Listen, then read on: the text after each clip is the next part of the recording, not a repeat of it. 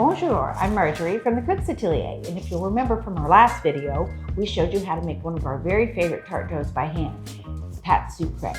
So we've had it in the fridge, nice and chilled, and now I'm going to show you how to get it into the tart pan. I'm going to add a little flour to the bench. Not too much, because if you have too much flour on your bench, you're going to have a tough tart. Also be sure that you put a little flour on your pin. So when you're rolling a tart dough, it's very important to go from the center out and turn the dough. That way you know if it's sticking. Make sure your pin still has enough flour on it. And you just continue rolling.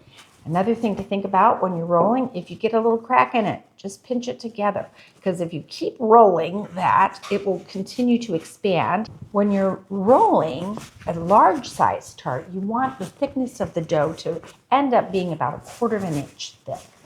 You'll also notice that I'm not rolling over the side of the dough, because that kind of smashes your layers. If you feel like your dough is slightly sticking, you can use your offset spatula to make sure it's released from the bench.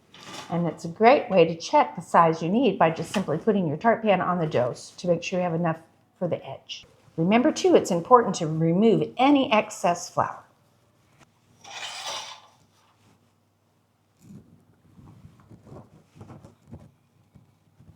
The most important thing when you're lining a tart pan is to worry about the bottom, because if you stretch it as you're putting it in, it'll tend to make the dough shrink. Then you simply support the sidewall with your thumb, and using your other thumb, you just cut off the top of the tart. Work yourself around the entire tart tin. And if you feel like you have a little thin spot, don't worry, you can go back and fill that in. The nice thing about this dough is it's so forgiving, you can patch it and it always turns out great.